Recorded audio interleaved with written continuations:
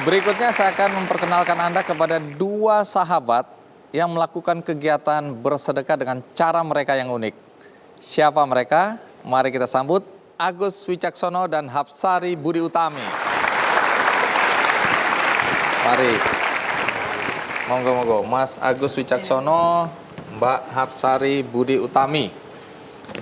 Panggilannya apa? Ari. Ari. Saya Sony. Sony. Ya. Sony dan Ari. Anda berdua melakukan satu kegiatan yang kelihatannya sederhana, tetapi sudah Anda lakukan dari tahun 2009, yaitu berbagi nasi bungkus.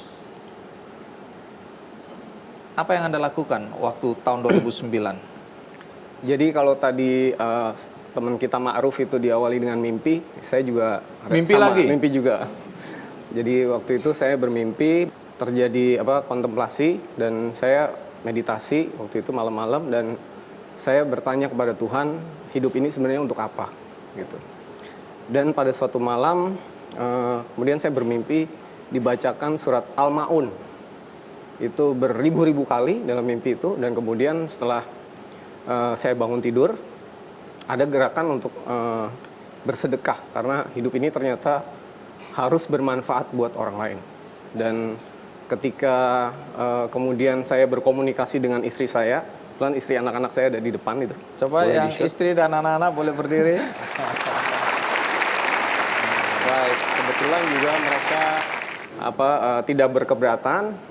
Kemudian dari bulan Februari 2009 kami sekeluarga berbagi nasi bungkus sebesar 60 bungkus setiap hari. 60 bungkus setiap hari.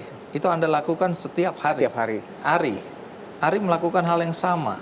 Ya, 60 bungkus juga? 60 juga. Kok bisa sama ini? Apakah memang janjian atau? Kebetulan pada saat itu tahun 2009 saya bertemu dengan Sony untuk mempelajari kitab suci Al-Quran, dan di situ ada suatu ayat yang kalau seandainya kita memberi makan orang miskin itu ada angka 10 dan 60, dan saya berusaha untuk memenuhi yang 60 itu per hari. 60, dan Anda setiap hari juga melakukannya? Setiap hari.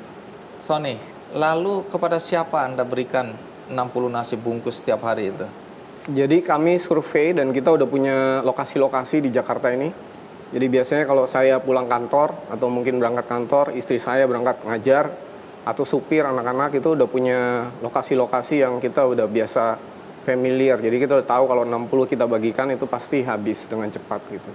Biasanya ada tukang, ada tempat pemulung sampah, ada macam-macam ya di jalanan banyak. Orang yang sama atau berbeda-beda? Orang yang berbeda-beda. Kita menghindari orang yang sama setiap harinya, jadi berbeda-beda terus. Tapi kalau kita berbuat baik, ternyata Tuhan memberi kemudahan tentang orang siapa yang tepat kita beri gitu. Jadi ada banyak kemudahan lah yang diberikan oleh Tuhan. Ari kepada siapa? Waktu itu sama, yang saya lakukan adalah saya membeli nasi bungkus di warteg, kemudian dibagikan kepada orang-orang yang bekerja menyapu di jalan-jalan. Baik, menarik. Bagaimana kemudian kegiatan ini berkembang seperti sekarang dan menjadi seperti apa? Mari kita lihat dulu kisah mereka berikut ini.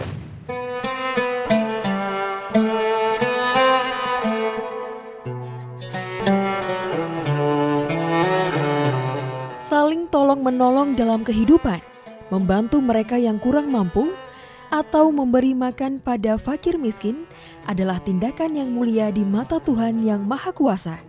Terlebih, jika dilakukan dengan hati dan niat yang ikhlas. Seperti apa yang dilakukan oleh Sony Wicaksono dan Hapsari Budi Utami, yang selalu membagi-bagikan nasi bungkus setiap hari kepada fakir miskin di sekitar tempat tinggalnya.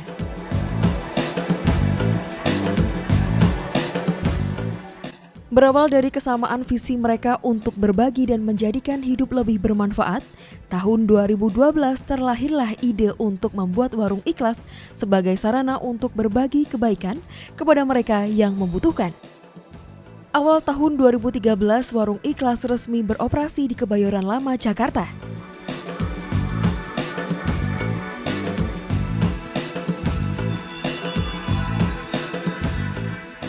Kegiatan sosial warung ikhlas ini dibuat dengan konsep sosial bisnis yang unik dan inspiratif. Mereka tidak membagi-bagikan nasi bungkusnya secara gratis, tapi dengan membeli dengan harga Rp2.000 per nasi bungkusnya. Meskipun murah, mereka memberikan makanan yang sehat dan berkualitas kepada pelanggan Warung Ikhlas.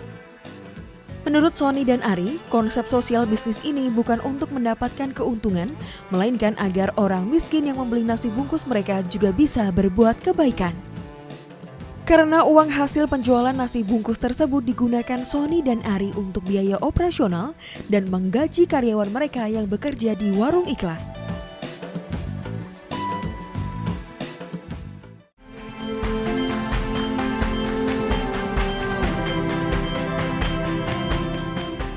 Seiring perkembangannya, muncullah sahabat Warung Ikhlas di lokasi lain. Seperti di Solo yang diberi nama Warung Hemat, dan di Padang dengan nama Warung Dunsana. Kedepan, Sony dan Ari berharap makin banyak lagi yang mau berbagi dengan sesama dan konsisten dalam bersedekah.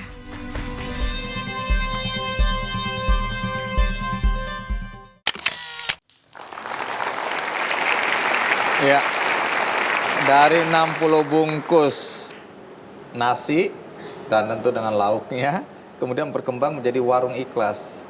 Dan ini bersama-sama dikerjakan Warung Ikhlas ini. Iya, bersama-sama. Dari mana idenya muncul? Pada saat itu saya sering ketemu sama Sony karena kita kan bersahabat. Kita selalu membahas kira-kira perbuatan baik kita selama ini bagaimana dan bagaimana kita akan melanjutkannya ke depan. Dan pada saat itu kalau kita memberi dengan budget misalkan sekitar 8-10 ribu dari warung, kondisi makanan tersebut juga mungkin sangat sederhana. Nah, oleh karena itu kemudian kita berinisiatif untuk bagaimana kalau kita memasaknya sendiri. Sehingga kualitas dari makanan itu bisa kita tingkatkan menjadi makanan yang sehat. Nah, kita sih ingin membeli dengan kualitas yang terbaik kalau bisa. Yaitu dengan mutu nasi yang baik, yang enak, kemudian ada sayur. Sayurnya pun sebisa mungkin kita usahakan organik kalau bisa, bekerja sama dengan petani organik. Kemudian kita beri lauk berupa ikan.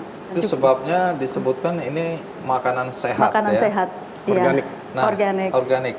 Mas Sony, bagaimana ceritanya sampai, kalau saya tadi lihat itu kan pakai mobil box. Iya. Dari mana uang untuk beli mobil box? Kita patungan untuk beli mobil Kita itu. itu siapa? Jadi saya beserta teman-teman yang tergerak hatinya untuk bisa bergandengan tangan di dalam berbuat baik.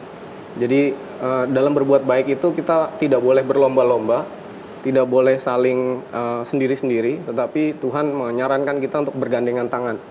Jadi dengan bergandengan tangan itu kita egonya nggak ada, dan di dalam Warung Ikhlas ini tidak ada yang jadi pimpinan, direktur, anak buah, semuanya equal, yaitu semua disebut sebagai sahabat Warung Ikhlas. Lalu siapa yang masak, siapa yang mendistribusikan ini? Nah, kalau yang masak itu tadi kalau untuk di Jakarta misalnya atau di kota lain, ada di Padang dan di Solo. Di sini teman-teman Jakarta dan Solo juga ada. Mana kalau boleh berdiri Nah, supaya silakan. orang-orang baik ini ini ada terlihat. teman-teman dari Padang. Oh, coba boleh berdiri. Nah, Dari kemudian Solo ada? yang dari Solo, Dari Solo boleh berdiri. Baik, terima kasih. Lalu yang masak tadi siapa? Yang masak itu adalah karyawan yang digaji dari uang 2.000 yang dapat dari ketika kita menjual nasi bungkus. Ini tidak diberikan secara gratis karena kita berharap orang miskin yang kita hadapi juga terlibat di dalam proses berbuat baik. Dan dengan mereka membeli Rp2.000, tapi dengan itu para kru Warung Ikhlas itu melayani mereka seperti customers gitu, bukan seperti orang yang diberi sedekah. Karena mereka digaji dari uang orang miskin itu. Harga sebenarnya berapa? Harga sebenarnya antara 8 sampai 10 ribu. Jadi disubsidi 6.000 sampai 8.000 itu. Sebetulnya bukan disubsidi. Jadi sumbangan daripada donatur itu juga sepenuhnya kami sampaikan dalam bentuk makanan yang dikelola oleh Dapur Ikhlas. Sementara biaya operasional yang berupa gaji karyawan, yaitu tukang masak, pramusaji, Pak supir yang mengantar makanan, bensin, listrik, itu semua didapatkan dari hasil penjualan yang 2.000. Yang 2.000 itu adalah sumbangan atas pembelian daripada orang-orang yang membeli nasi di Warung Ikhlas. Secara tidak langsung sebetulnya bagi orang-orang yang tidak mampu, dengan pembelian 2.000 itu mereka juga menciptakan lapangan pekerjaan bagi kru Warung Ikhlas. Pertanyaannya, apakah gerakan ini tidak akan mematikan warung-warung yang ada?